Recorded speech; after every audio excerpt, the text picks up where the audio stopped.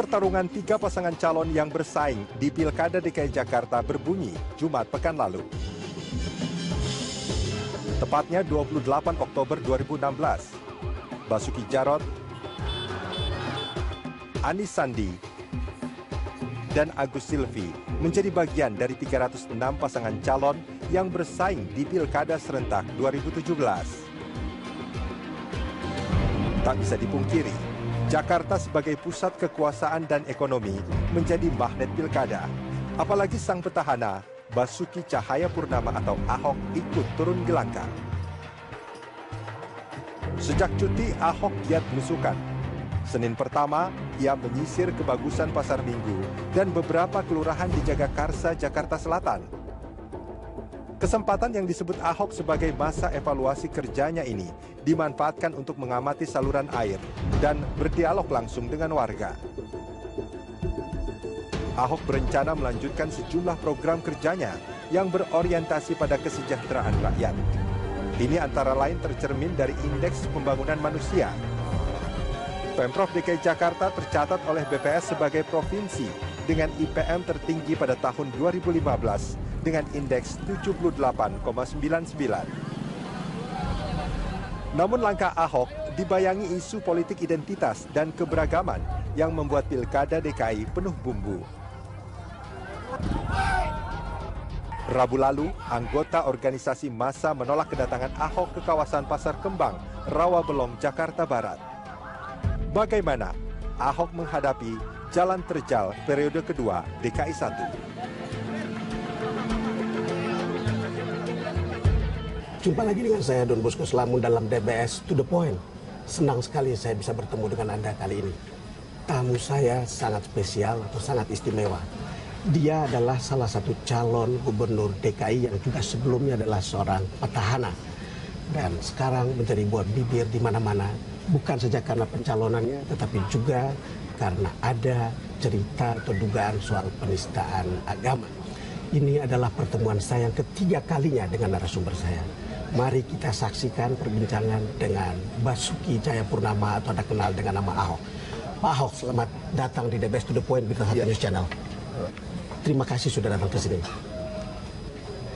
Sekarang sudah terjun tanpa atribut pakaian dinas gubernur. Gimana rasanya?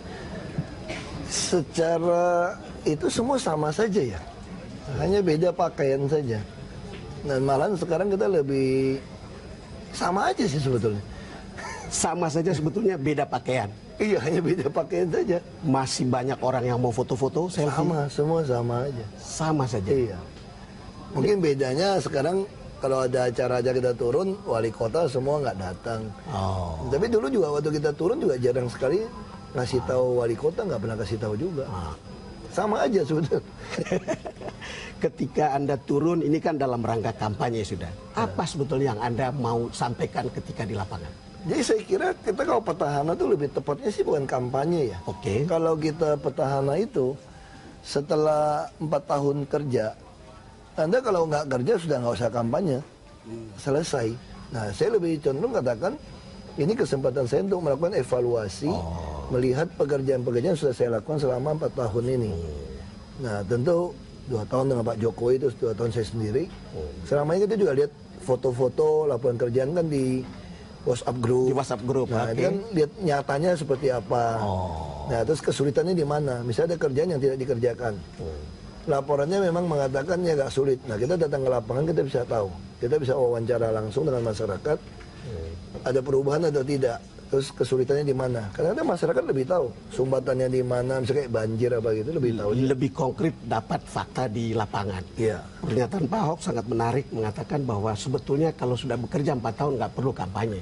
Betul-betul hanya evaluasi, ya, kita bukan? evaluasi supaya bisa sisanya ini bisa lebih cepat saya kira. Supaya apa yang tersisa setelah kampanye ini ketika Anda kita masih sampai Oktober 2017. Nah, kalau saya masuk lagi di 12 Februari artinya saya sudah akan langsung lebih cepat dan lebih tahu. Lalu kemudian kan biasanya kampanye itu kan orang janji-janji, bukan? Biasanya. Ya kalau kami kan nggak mungkin janji. Kita kalau datang pasti tanya, Ibu masih banjir nggak? Pasti dia bilang, oh masih Pak, tingginya berapa? Biasanya oh sekarang lebih rendah. Terus kita tanya lagi, sekarang banjirnya berapa lama? Oh sekarang nggak pernah lagi 2-3 hari Pak, ini tinggal hitungan jam. Nah terus kita sampaikan, ini kalau normalisasi kita bereskan lagi, nggak ada. Genangan setengah jam, 10 menit juga nggak boleh ada. Nah itu yang kita langsung. Lalu janjinya akan diselesaikan setelah periode Pak Ahok sampai selesai. Saya langsung sampaikan saja, pasti saya selesaikan. Langsung saya bisa selesaikan. Begitu saya masuk lagi langsung perintah kerja. Juga sebetulnya staff-staff kita juga udah tahu kok. Hampir semua itu udah dikerjain. Jadi waktu kita tinjau ke lapangan tuh hampir semua normalisasi sungai itu udah dikerjakan. Hanya kan ini Jakarta kan berapa tahun kita butuh waktu lah. Tapi semua udah jelas. Kita mau ngapain semua sangat jelas. Pak Ahok, saya nguping dari tim yang ada di sekitar Anda. Katanya tim sudah bekerja. Golkar bekerja, Nasdem bekerja, lalu kemudian PDIP bekerja. Dan kemudian saya menyaksikan bagaimana Pak Ahok jalan beberapa kali dengan Ibu Mega, bukan di lapangan. Sekarang tim ini seberapa efektifnya bekerja? Saya lihat kalau tim ada beberapa partai memang sangat efektif ya. Misalnya khususnya PDI Perjuangan itu betul-betul semua anggota DPR RI dikerahkan. Ya. Nah termasuk Golkar. Tapi kalau Golkar saya belum lihat di lapangan. Ya. Tapi kalau yang PDI Perjuangan tuh nyata di lapangan. Di DPRD juga nyata. Dan tim dari teman Ahok juga akan mulai bekerja di November ini. Termasuk tim dari relawan yang lain. Jadi semua sebetulnya sekarang sedang lagi solid atau tidak dengan isu yang terakhir ini? Solid. Justru saya selalu sampaikan pada juru bicara ataupun tim sukses ini, saya undang, saya sampaikan, saya kan produk Anda. Jadi kalau saya produk Anda, kalau Anda mempunyai keraguan-raguan isu tentang saya, lebih baik Anda nanya kepada saya. Sehingga saya akan jelaskan. Atau kalau Anda tidak meragukan saya, mungkin Anda pernah dengar dari orang lain yang membuat Anda tidak bisa menjawab atau menjadi ragu tentang saya. Harus juga Anda tanya kepada saya. Sehingga saya bisa menjawab dengan baik. Ketika isu itu berlangsung, apakah ada pertemuan resmi di antara pengusung, partai pengusung atau teman Ahok? Kita nggak ada pertemuan resmi, tapi saya undang yang juru bicaranya. Lalu kita punya WhatsApp group juga, kita punya data pengolahan isu. Jadi kalau ada isu ini, kita jawabnya apa. Karena kalau bicara petahana itu sebetulnya kita ini di zaman teknologi digital seperti ini, kita jadi pejabat publik tuh nggak bisa bohong sebetulnya. Nggak ada yang bisa ditutupi. Nggak bisa bohong, tinggal cari di Google, keluar, semua Anda pernah ngomong apa, orang akan kejar. Jadi satu buat masyarakat, saya tidak semua masyarakat ngerti sampai ke digital kan. Jadi secara yang menengah ke atas ini sudah sangat mudah sebetulnya. Apalagi kalau kami kan semua rapat itu kan di upload ke YouTube. Betul. Jadi orang bisa lihat nih. Konsisten tidak konsisten, kebijakannya apa, strategi yang dilakukan apa, izin kenapa iya, kenapa enggak. Nah saya kira itulah keuntungannya. Jadi siapapun mau jadi jubir kami atau mau jadi tim ses kami, dia tinggal pelajari saja. Rapim kan tiap Senin ada rapat pimpinan. Dia pelajari itu sudah ngerti saya kira. Sampai kemudian soal pengumpulan dana pun terbuka bukan? Ya saya penggalangan dana secara pribadi juga punya obsesi gitu ya. Kenapa Amerika bisa Japres yang ngumpulin dana terbuka? Saya kebetulan 2008 diundang ke Amerika, program 3 minggunya itu. Mereka seolah-olah meledek kita, negara kamu masih jauh lah. Nah saya berpikir kalau kita bisa lakukan kali ini, kita lumayan hebat. 71 tahun merdeka sudah, Pilgub saja sudah ada pengumpulan dana secara profesional dan transparan. Nah ini yang kita lakukan. Kalau Pak Ahok lihat animonya untuk pengumpulan dana ini gimana? Besar. Saya waktu ketemu teman-teman, saya bilang, kamu mesti ngisi formulir ya. Harus isi NPWP, terus tanda tangan basah. Tanda tangan basah. Mereka bilang, kenapa takut? Kalau cuma nyumbang 25 juta sampai 75 juta, kenapa kita takut? Bahkan kita pakai PT 750 juta pun kita berani. Orang PT kita benar kok, bayar pajaknya benar katanya. Karena terasa bahwa dengan cara begini Anda tidak akan punya utang budi bukan? Seperti yang dulu. Sebetulnya sih bukan soal utang budi nggak utang budi ya. Ini kan soal mengubah paradigma. Misalnya saya ngelamar kerja sama Berita Satu. Masa saya masih kasih uang ke bos Berita Satu, ke Pak Hendy? Ya nggak lucu dong. Saya mau kerja sama Pak Hendy, kok masa saya kasih uang ke Pak Hendy? Pak IMD yang mau kerjakan saya, bayar saya kan. Betul. Nah saya kira masyarakat juga sama. Ketika masyarakat ingin mendapatkan CEO yang jujur, CEO yang tidak mencuri, yang semua pekerjaan transparan, masyarakat juga mesti gotong royong bayar kan. Saya kan profesional. Ya. Saya tidak terima suap, saya tidak berpihak. Yang penting, ya Anda harus mengubah paradigma. Kalau Anda mau dapatkan CEO yang baik, Ya. bayarnya mesti baik dong. Ya. Bayar harus bagus, Mesti harus bagus baik. dong. Jadi transparan kan. Ya, saya kira itu yang mesti kita ubah. Paradigma yang dulu, kita kalau mau dipilih mesti ngasih uang kepada yang milih. Loh, yang mau pekerjakan kita siapa? Nah itu justru itulah masalahnya. Salah satu masalah yang kemudian dikatakan banyak yang menghadang Anda. Kan itu di beberapa memes itu kan mengatakan yang melawan Ahok itu adalah para koruptor atau calon koruptor. Sementara Anda mau sikat habis begitu. Itu kan cerita yang sudah Karena saya yakin akar masalah kita adalah korupsi sebetulnya. Betul. Makanya kalau untuk melawan korupsi, Anda harus strategi itu adalah transparansi. Betul. Selain transparansi, Anda harus open data. Dia data harus dibuka seluas-luasnya. Dan yang ketiga, tidak boleh ada transaksi tunai. Ya. Itu yang kami lakukan di pemerintah Provinsi DKI. Ya. Rp1 pun nggak bisa tarik tunai. Rp1 pun Nggak bisa. Jadi kita bisa ikutin. Semua transfer, semua data dibuka, semua rapat juga dibuka. Jadi nggak ada.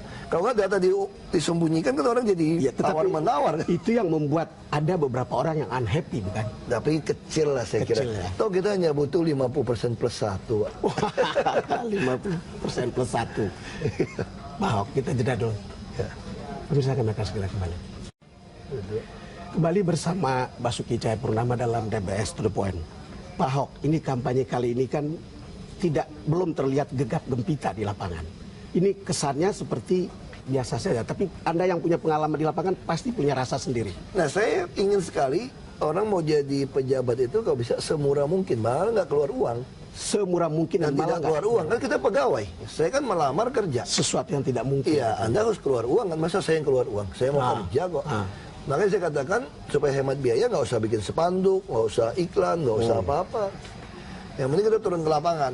Saya petahana. Ya. Orang kenal saya juga udah banyak. Betul. Nah, saya katakan ya itu, semua uang juga mesti transparan. Coba bayangkan. Kalau kita membiarkan semua tim sukses mencari dana, saya khawatir saya dijual loh. Nanti orang datang ke Pak Don Bosco bilang gini, saya ini tim sukses Ahok nih Pak, saya butuh bikin baleho, butuh spanduk. Bapak sumbang dong Pak, berapa ratus juta, 1 miliar. Bapak orang kaya, Bapak pikir udah 1 miliar, 2 miliar, udahlah kasih aja lah. Beli mobil dia Pak. Nanti dia beli mobil tapi juga ada cerita lain di belakang hari kan. Jadi saya sekarang katakan, semua uang harus masuk resmi ke rekening kampanye. Siapapun Anda harus resmi. Sama bisa kayak kemarin teman saya datang. Teman saya bilang begini sama saya, Hok, kamu kan masih gubernur. Ya. Yang undang kawinan begitu banyak. Tapi hak keuangan kamu dicabut. Betul. Nggak ada lagi uang operasional. Kamu kirim bunga ratusan juta sampai miliar. Banyak itu, yang menikah. duit dari mana nanti? Saya bilang gampang, ambil aja uang rekening kampanye. Obama sewa pesawat terbang juga pakai rekening kampanye kok. Jadi semua masuk. Mau sewa mobil, semua di rekening kampanye. Kita sewa 7 mobil, semua masuk. Nah jadi ini jelas. Jadi kalau kamu pengen nyumbang sama saya, PT kamu maksimal 750. Memang harus begitu. Ya. Kalau kamu merasa masih 150 juta itu kekecilan, kamu boleh sumbang 7,5 M. Kemana? Ke partai pendukung saya. Itu boleh 7,5 miliar. 7,5 miliar boleh.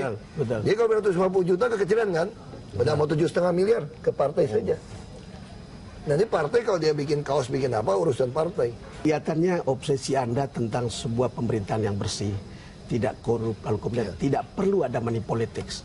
Ini adalah sebuah hal yang baru sebetulnya. Ya, kita mulai ketika Pilpres kemarin, ketika Jokowi juga. Enggak, sebetulnya ini sudah saya mulai sejak tahun 2005 sebetulnya. Waktu saya calon bupati. Jadi waktu itu saya masih nekatnya masih beda. Jadi 2005 saya telah mencoret semua jadwal kampanye dari KPUD. Karena apa jam 8 sampai jam 4 sore bawa orang yang masih dibayarin. Betul. Nah terus saya tidak bagi baju. Nggak ada sembako, nggak ada baksos, nggak ada baju. Hanya kartu nama, kalender, kalau mau pilih. Orang saya ngelamar kerja kok, terpilih. Dan makanya waktu begitu saya masuk ke DPR RI, saya juga masih sama. nggak bagi baju, hanya kartu nama, nggak ada kampanye. Tapi begitu masuk 2012 sama Pak Jokowi, nyali saya naik sedikit. Tidak ada bagi baju, tapi baju kotak-kotak harus dibeli. Betul. Nah, begitu masuk 2014, saya nggak ikut campur lah Pilpres. Karena saya nggak ikut. Begitu masuk ke yang kumpul KTP teman Ahok, saya bilang bikin festival, jualan tiket 35.000. Betul. Nah, nanti foto sama saya. Saya 2,5 jam bersama Anda juga foto, bayar. orang bayar ternyata 35.000. Artinya kan udah nyalinya naik lagi nih. Nah, sekarang kita nyalinya mulai naik lagi nih. Ini kita udah mulai jual tiket. Ada yang satu tiket duduk makan sama saya itu 25 juta dibeli orang juga sekarang. Dibeli sama orang. Artinya udah mirip-mirip di Amerika ini kita nih. Artinya ini menarik. Saya kira menarik ini situasi ini. Kalau lihat seperti itu, apa artinya untuk Anda? Buat saya bisa membuktikan bahwa kalau Anda betul-betul menunjukkan karakter yang teruji, jujur, kerja tidak terima suap, tidak berpihak, sebetulnya rakyat juga akan mendukung Anda. Keluar uang pun dia rela. Dia sacrifice. Karena kan ini kan menjaga uang dia, menjaga buat kehidupan anak cucu dia. Nah, kita bisa bayangkan kalau ini berhasil, maka pilkada serentak di 2018 ini akan membangkitkan Ahok-Ahok, Basuki-Basuki baru yang teruji, berani mengikuti jejak. Bahkan teknik penganggaran, teknik kerja, visi, misi, program, strategi, kebijakan saya sudah punya. Tinggal ada kopi saja. Saya selalu sampaikan kepada anak-anak, saya banyak anak-anak magang. Kenapa anak magang di perusahaan besar, dia mau berhenti ikut saya. Gaji kecil hanya transport. Mereka pengen belajar politik. Nah, saya sampaikan sama mereka gampang. Visi kita tuh jelas. Kita ini hanya membangun manusia. Visi harus terukur. Dengan apa? Dengan indeks pembangunan manusia. Makanya DKI sekarang IPM-nya bisa tinggi sekali. Nah, kita juga loncatannya cukup signifikan, PTSP. Misinya apa? Untuk capai visi, kalau mau disingkat. Misinya pejabat itu harus jadi pelayan. Pejabat harus jadi pelayan. Jadi kita nih kayak calo, broker, tapi broker yang baik hati. Nggak minta tip. Nah, itu yang saya katakan. Nah, itu misi. Kalau program ya gampang, harus ada efek semua. Pasti kesehatan penting, pendidikan, perumahan, transportasi, sembako, termasuk bisnis yang 80-20 saya katakan. Bisnis yang 80-20? Ya, jadi yang kerja kita bagi 80 kalau dia untung. Nah, 5 ini kalau kita lakukan, nanti akan terjadi upah minimum provinsi kita tuh rendah. Kenapa orang minta gaji 5 juta? Biaya hidupnya hampir 5 juta. Coba kalau gaji 3 juta, biaya hidup 2 juta, dia tenang-tenang saja. Nah, jadi harusnya pemerintah kalau mau menjual, keunggulan saya adalah gaji yang murah, nggak salah dengan kalimat itu. Tetapi Anda harus memberikan subsidi di pendidikan, kesehatan, perumahan, transportasi, sampai sembako yang murah. Baru Anda bisa menolong orang untuk naik. Pak Ahok, setelah turun, Anda kemudian mengevaluasikan setelah mendengar mereka, termasuk mungkin yang sudah di rumah susun dan lain-lainnya. Lalu kemudian kesimpulan Anda setelah jalanin program, itu berapa puluh persen yang sudah jalan? Kemudian lagi masa sisanya nanti? Saya kira semua program kami sudah jalan, hanya tinggal tunggu waktu. Makanya saya katakan sebetulnya siapapun yang jadi gubernur pengganti saya, dia metik hasil aja nih. Tinggal metik buah, karena semua peresmian. Begitu masuk ke 2017, semua isi itu peresmian. Begitu masuk 2017 itu, atau tinggal nambah. Ini sudah ada, tinggal nambah. Pak Ahok, kita break lagi. Pak Ahok, ada isu terakhir yang kemudian sangat heboh. Lalu kemudian orang melihat seluruh persoalan ke Pak Ahok. Itu pidato Anda di Kepulauan Seribu, yang kemudian diduga melakukan penistaan terhadap agama. Ketika hal itu sekarang berkembang, apa yang kemudian menjadi konsen dan perasaan Anda? Ya, pertama, saya tentu tidak ada maksud sama sekali untuk menista agama. Saya juga sama punya keyakinan serupa. Saya kan hidup di Belitung Timur yang 93% Muslim. Dan saya sekolah besar juga di sekolah Islam. Dan bahkan saya punya ibu angkat, saudara angkat yang Muslim. Bahkan meninggal pun, berapa teman-teman dekat saya meninggal, sampai mandikan pun saya tungguin. Sampai ngangkat jenazah pun saya angkat. Bahkan kalau ke kuburannya pun, kita kampung tuh buka sepatu untuk ke kuburan untuk yang Muslim. Jadi bagaimana mungkin saya mengerti betul ajaran Islam bisa menista atau menghina Islam, apalagi Al-Quran. Kalau kita merujuk kepada Pulau Seribu, Sebetulnya kondisi itu begini sebetulnya. Saya menawarkan program yang bagi hasil 80-20. Tapi waktu saya lihat ada ibu-ibu itu, saya merasa saya terbayang waktu kejadian di Belitung. Ya. Nah, saya waktu Belitung kampanye, itu selebaran itu disebarkan di mana-mana. Nah, pada waktu itu kebetulan Gus Dur mendukung saya kampanye. Nah, saya itu ngadu ke Gus Dur kan, Gus, ini ada selebaran. Selebaran saya masih simpan. Ini saya kasih ke Barreskrim. Gus, ini ada selebaran nih, Gus. Bilangin kalau yang pilih kafir, jadi kafir masuk neraka nih. Di suratnya ini nih, Gus. Tahu sendiri Gus Dur jawabnya kan? Iya. Ah, biarin aja. Nggak ngerti Quran. Orang konteksnya nggak begitu kok. Saya kerekam kan? Iya. Terus saya juga ketemu ibu-ibu yang kampung saya ngomong begini sama saya. Hok, karena saya dari kecil kan. Mohon maaf ya, ibu nggak bisa pilih kamu, Hok. Kenapa? Karena ibu takut jadi kafir. Karena pilih kamu. Ayatnya apa? Kasih lihat lah selebaran yang ayat-ayat itu. Ya sudah, saya mah udah lupa. Makanya waktu di Pulau Seribu itu waktu saya lihat ibu terbawa, itu, saya melihat ibu ini seperti ibu yang saya di Belitung Timur. Saya khawatir mereka menolak program 80-20 saya yang saya jalankan sejak tahun 2014. Itu gara-gara wajib milih saya.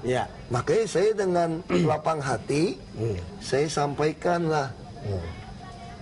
Seandainya saya tidak jadi gubernur lagi pun, program ini akan jalan terus sampai Oktober 2017.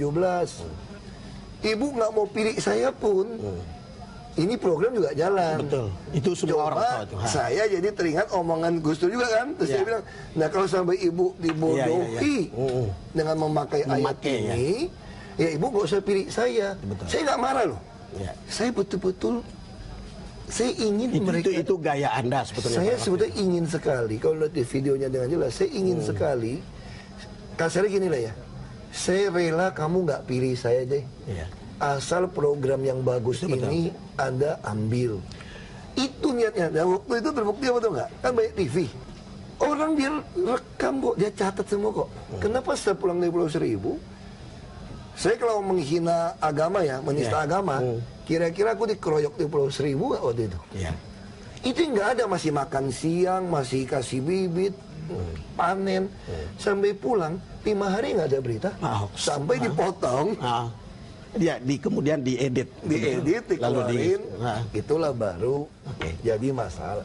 Jadi saya sebetulnya dalam lubuk hati saya yang paling dalam, kalau kondisi ini menyebabkan kita begitu gaduh, saya sudah sampaikan mohon maaf.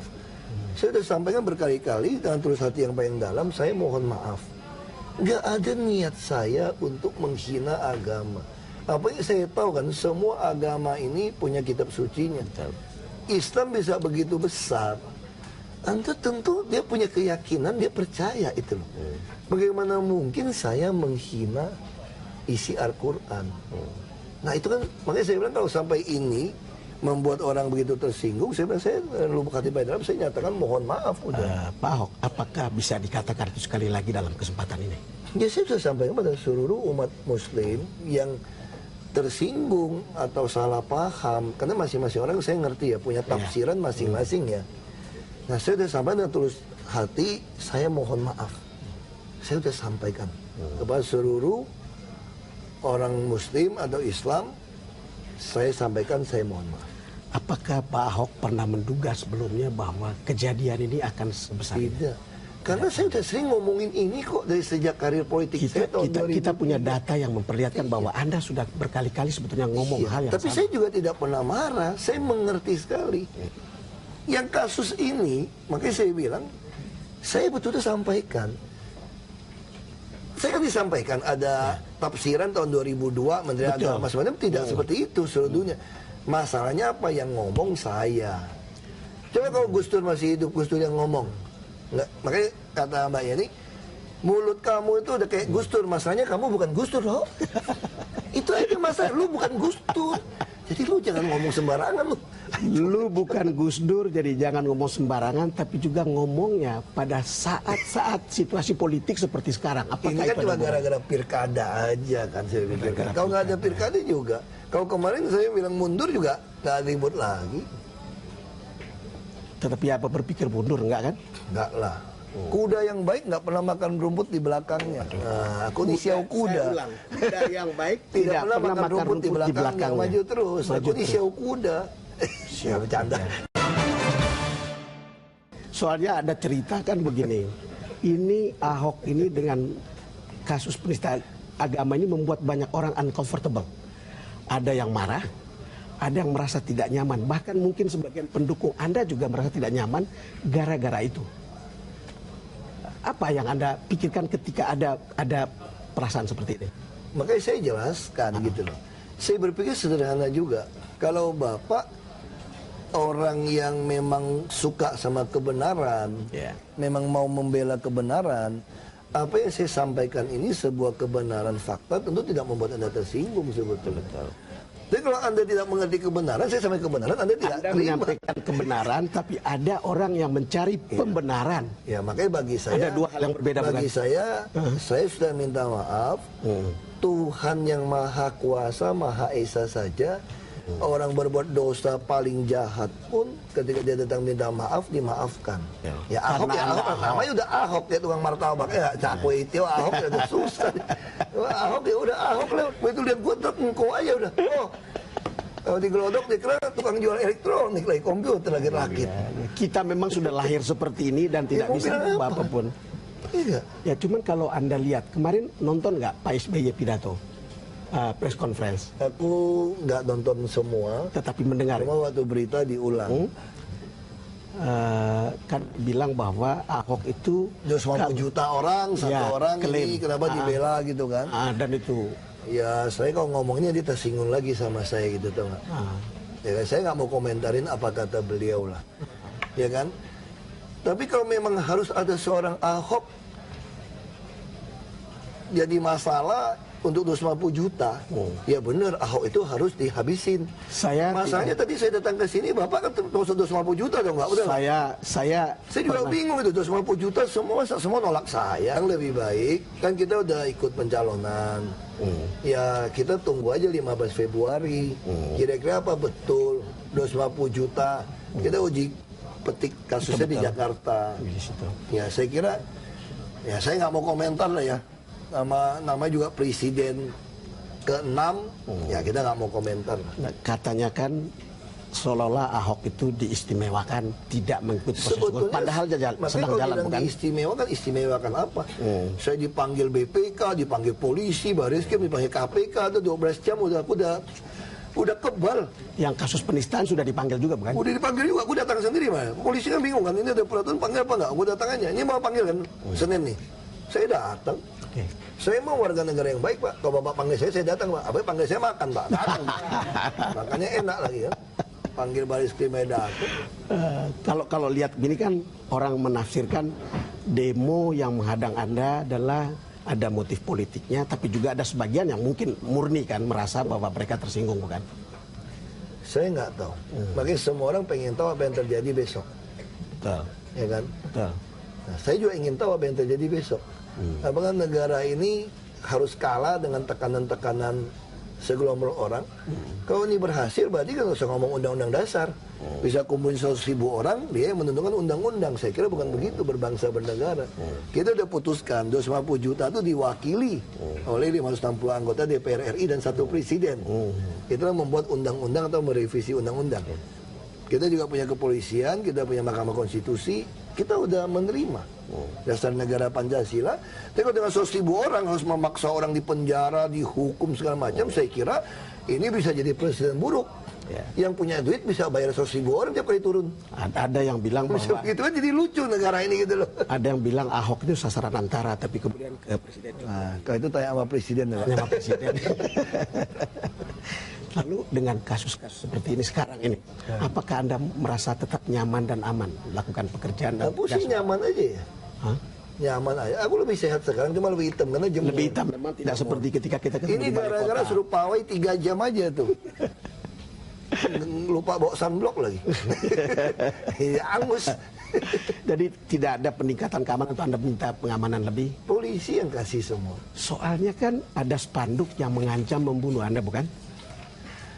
Udah banyak ancaman sih, mereka juga ada ancaman video, guna Ahok kasih 1 miliar, segala macam ya. Saya kira itu bagian dari polisi lah ya. Nah, terus saya juga berpikir, nasib orang juga di tangan Tuhan, saya pasrah berserah saja. Ya. Kalau Tuhan udah tentukan kita harus mati muda, takut juga tetap mati loh. Ya. Kecuali kalau kita takut tidak mati, ya saya mau takut. Tapi kalau kita takut pasti mati, ya mau apa lagi? Ya kan? Makanya kita bilang sama istri, sama anak kita lah. Ya kan, kalau saya mati dapat asuransi, lu jangan dibodohin laki-laki lain. Saya ingat, hati-hati lo gue bilang lo. Saya ingat laki-laki bisa Ahok bodohin lo. waktu kita bicara di balai kota bilang mati adalah keuntungan. Ya. Itu memang kita kalau bicara jujur ya. Coba lihat. Bapak pernah tahu nggak mukanya John F. Kennedy tuanya kayak apa? Tahu. Bruce Lee nggak tahu. Marilyn Monroe nggak tahu. Itu untungnya orang mati muda tuh. Yang masih lihat gaganya. Abad tahunnya segitu tuh. Wow. Nah, kenapa mati keuntungan? Kalau kita bicara manusia tuh, manusia kadang-kadang kita lucu juga. Ya. Hidup ini untuk apa? Kenapa orang beribadah? Tujuannya bisa muka dengan muka ketemu Tuhan.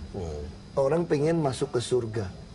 Itu ketika Tuhan memutuskan waktumu selesai, capek-capek di dunia selesai, kamu kembali ke surga dia lebih nyaman. Kok kita nggak mau? Bilang dunia belum selesai.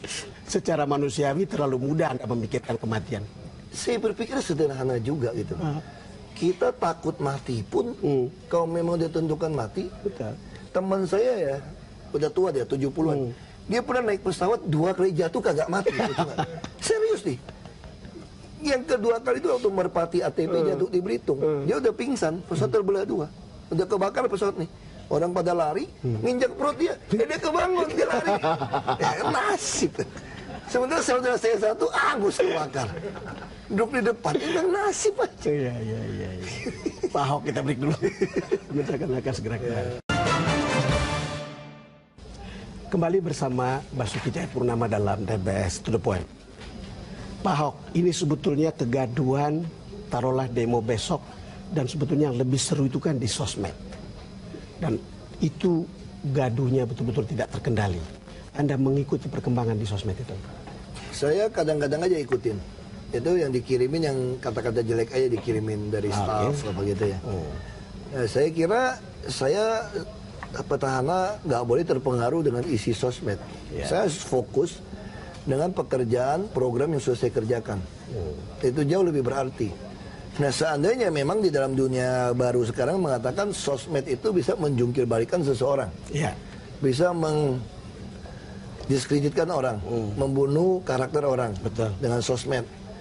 Nah, seandainya itu terjadi pun, kalau saya sampai kalah pun, saya berpikir minimal orang akan lebih lihat, sosmed kan akan lewat. Itu betul. Orang lebih lihat fakta. Fakta pekerjaan di lapangan, program yang saya tinggalkan. Makanya daripada saya habisin waktu untuk untuk menangkis sosmed, masyarakat nggak menerima keuntungan kan. Lebih baik saya jaga tidur lebih cepat, nggak usah terlalu banyak lihat gituan. Saya yang penting fokus kerja, yang penting sehat, makan lebih baik. Soalnya sekarang banyak orang berdebar-debar karena pertempuran di sosmed itu lebih kasar dan lebih keras. Iya pasti, karena memang kalau kita bicara pemilihan alam demokrasi era digital ini, memang orang yang nggak ada apa-apa pun bisa menang dengan cara begini, mempekerjakan ini dengan baik. Itu bisa menang, tetapi belum tentu menang kalau melawan orang yang memberikan yang mendeliver fakta. Itu yang penting. Makanya itu yang saya selalu yakinin. Sebetulnya warga kita ini mengerti sekali teori Abraham Lincoln, Presiden ke-16 Amerika. Kalau mau nguji karakter sejati dari seseorang, kasih dia kekuasaan. Betul. Nah, kita yang sudah pernah berkuasa, selama sudah pernah menunjukkan hasil, kamu mau goyang kayak apapun harusnya tidak terpengaruh. Kalau dia bisa merasakan. Kecuali memang dia menutup nuraninya kan. Kalau dia nutup nurani pun, makanya di dalam pemilihan presiden paling ketat pun hanya 50% tambah 1. 50% iya. 1. Tuhan, saya tanya pandangan Anda tentang sosmed ini. Karena kemudian seolah-olah tampak juga seperti Anda juga jadi ikut gementar gitu. Ini ada tulisan di memes ya. Tetap dukung saya dalam doa Anda. Semuanya kuserahkan ke dalam tangan Tuhan. Manusia berkehendak namun Tuhan yang menentukan. Apakah ini dari Anda? Bukan dari saya, tapi kalimat-kalimat ini sering saya sampaikan. Sama kayak tadi Bapak tanya sama saya juga sampaikan sama kan? Iya betul. Ya, nanti bisa aja keluar ini. Bagi Ahok, mati adalah keuntungan. Mau ketemu Tuhan kok. Selama ini ibadah mau ketemu Tuhan. Kalau sekarang Tuhan mau bawa dia pulang kok dia nolak. Bisa aja keluar meme. Gara-gara orang keluar kita kalimat. Saya biasa sampaikan kalau di tempat pemuka agama apapun. Kalau saya pidato pasti saya sampaikan. Kalau bisa di dalam doa sembahyang Bapak Ibu, ya ingat doakan saya. Supaya kita tetap amanah, tetap sesuai dengan panggilan ini. Ya, ini juga menarik karena kemudian Jenderal Tito mengatakan jangan terpengaruh dengan media sosial. Tolong cerna betul dan jangan langsung ditelan mentah-mentah lalu terbawa emosi. Ya, saya kira ini yang penting. terjadi kan gitu. Saya kira sekarang pemakai media sosial tuh bisa di atas mungkin 56%, 50%, saya nggak tahu apa setengah-setengah. Nah saya kira ini penting. Karena kadang-kadang media sosial nih orang itu sekarang tuh malas baca isi. Itu betul. Lihat apalagi judul. kalau online ada 300-an di kita. Dia hanya kasih judul yang sangat bombastis, isinya beda. Orang begitu baca judul langsung komentar. Yang baca juga kagak baca judul lagi, coba baca komentar lagi. Langsung bikin komentar. Jadi ya kayak gitu. Namanya saya sampaikan kepada Pemda. Saya minta semua direkam. Misalnya contoh saya ke lapangan, tapi sekarang ada Facebook yang bisa streaming ya. Kalau saya pencitraan kan cuma foto sepotong. Betul. Atau kalau difitnah orang kan cuma sepotong. Tapi kalau kita keluarkan video secara menyeluruh, utuh bisa dilihat. Nah saya dibilang khawatir juga tidak terlalu khawatir soal sosmed ini. Kenapa? Logika saya sederhana. Kalau orang yang bisa mendapatkan berita dari sosmed, dia salah pun, berarti dia juga bisa mendapatkan berita tentang siapa saya. Itu betul. Karena saya punya rekam jejak. Ada datanya. Kecuali saya bukan rekam jejak, hanya pencitraan. Kalau saya pencitraan, saya khawatir. Saya punya rekam jejak dari tahun 2003. Dari bikin partai PIB sampai DPRD. Pak Ahok, kalau lihat perkembangannya ada sekarang, apakah Anda melihat rival Anda mengambil keuntungan dari kasus ini? Saya nggak tahu. Saya juga belajar satu teori gini. Jadi kalau di Amerika, di Departemen Keuangannya, kalau Anda mau belajar mengenali uang palsu, dia nggak pernah belajar uang palsu seperti apa. Mereka hanya dilatih belajar mengenali uang asli. Dilatih mengenali uang asli. Uang asli. Jadi apapun uang yang keluar, begitu tidak mirip dengan yang asli, ada yang tidak mirip sepotong aja, itu langsung palsu. Nah ini teori ini saya pakai. Pegang yang asli saja. Jadi bagi saya, rival saya mau ngomong apapun, mau tahu, saya nggak mau pusing. Saya hanya pusingkan program saya harus terrealisasi. Fokus. Bagaimana masyarakat tahu yang kamu nikmatin hari ini karena saya yang lakukan. Dan kalau kamu kasih saya kesempatan lagi, panjang kontrak saya gitu kan, pegawai kan, saya akan bikin lebih bagus lagi. Nah kira-kira gitu aja, kita fokus. Gitu aja. Setelah kasus ini, apakah Anda merasa jalan Anda menuju DKI 1 itu sebuah jalan terjal atau? Enggak juga sih. Saya bersyukur dengan situasi seperti ini. Saya bersyukur aja. Jadi banyak hal ya dalam hidup ini sebetulnya itu nggak usah terlalu stres juga gitu teman. Kita harus percaya orang mereka-reka yang jahat, yang apapun itu sebetulnya bisa menggenapi kebaikan kita. Jadi orang bisa lakukan kerja apa saja. Saya percaya konsep pilihan. Ya kan kayak orang bilang takdir apa. Betul. Jadi orang bisa lakukan apa saja, justru itu sebetulnya tanpa dia sadar. Itu melengkapi tujuan. Tuhan turut bekerja dalam segala sesuatu mendatangkan kebaikan kepada orang yang dia pilih. Jadi bagi saya, orang boleh lakukan apa saja. Kalau saya yang ditentukan oleh Tuhan untuk memperbaiki Jakarta 5 tahun lagi, itu tidak akan supaya Jakarta sejajar dengan kota dunia, manusianya IPM-nya setingkat dunia. Kita tinggal 1,01 udah sejajar dunia loh Pak. Kita udah 78,99 indeks pembangunan manusia. Syarat minimal tuh dunia tuh 80, tinggal 1,01. Nah kalau saya bisa lampaui 85, wah saya pikir siapapun nggak bisa tahan saya. Kalau memang saya ditakdirkan untuk jadi legenda gubernur yang mampu membawa orang Jakarta. Sekarang orang Jakarta bisa hidup 78 tahun. Nanti mungkin saya akan dikenang gara-gara Ahok nih IPM orang Jakarta bisa hidup sampai 85 tahun rata-rata. Nah itu kamu nggak bisa tahan saya. Oke, Pak Ahok, kalau sampai sejauh ini berarti Anda masih optimis untuk melewati ini? Optimis nggak optimis, saya bilang sama istri saya begini, sederhana.